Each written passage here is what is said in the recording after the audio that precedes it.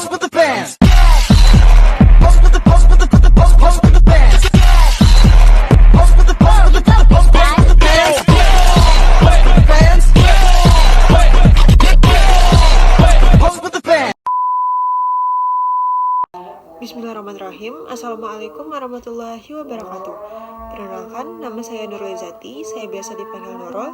Saya merupakan mahasiswi program studi Hukum Harga Islam semester 5.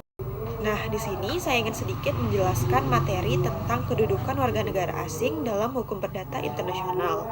Video ini saya buat untuk memenuhi tugas ujian tengah semester mata kuliah hukum perdata internasional dengan dosen pengampu Ibu Elna Kiasari SHMH. Nah, materi yang ingin saya jelaskan kali ini yaitu tentang kedudukan warga negara asing dalam hukum perdata internasional. Nah, jadi apa sih pengertian umum dari materi yang ingin saya jelaskan kali ini? Hukum perdata internasional atau yang biasa kita sebut dengan HPI adalah cabang hukum yang mengatur hubungan hukum perdata yang mengandung unsur-unsur asing, baik karena subjek hukumnya, objek hukumnya, maupun peristiwa hukum yang melibatkan unsur-unsur lintas negara. Nah, warga negara asing atau yang bisa kita sebut WNA ini merupakan salah satu unsur yang dapat menyebabkan timbulnya persoalan hukum perdata internasional karena keterlibatan WNA ini dalam hubungan hukum di wilayah negara lain. Contohnya itu seperti di wilayah negara Indonesia. Nah, jadi apa sih kedudukan warga negara asing dalam sistem hukum nasional?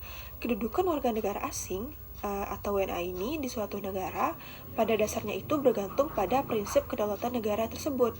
Setiap negara berhak menentukan sejauh mana warga negara asing ini dapat menikmati hak-hak perdata, melakukan tindakan hukum atau memiliki harta di wilayah negara tersebut. Dalam hukum Indonesia sendiri, prinsip yang digunakan adalah asas resis prioritas, yaitu warga negara asing dapat menikmati hak-hak perdata sejauh warga negara Indonesia itu mendapat perlakuan serupa di negara asal warga negara asing tersebut.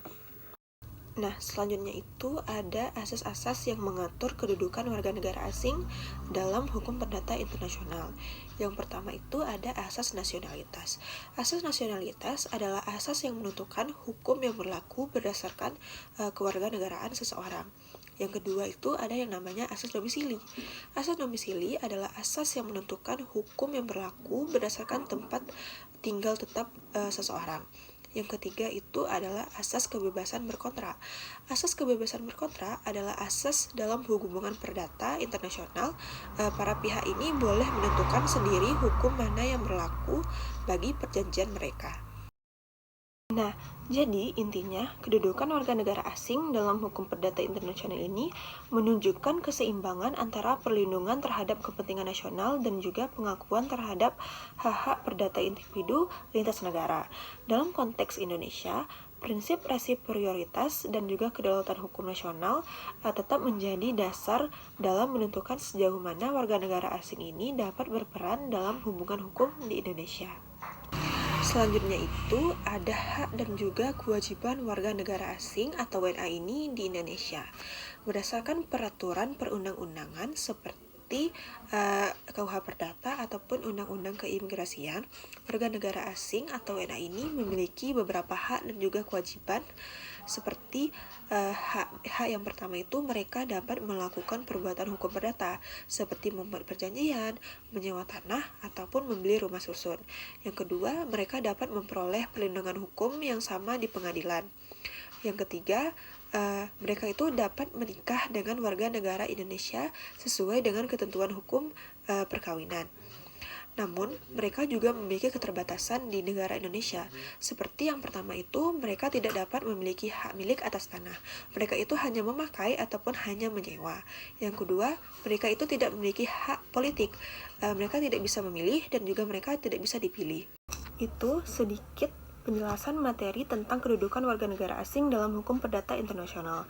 Saya mohon maaf jika terdapat kesalahan kata ataupun kesalahan istilah dari penjelasan saya tadi. Semoga saya dapat nilai A dari mata kuliah ini. Saya tutup dengan wassalamualaikum warahmatullahi wabarakatuh. One is the loneliest number that you'll ever do. Two can be as bad as one. It's the loneliest number since the number one. One is the loneliest number that you'll ever do.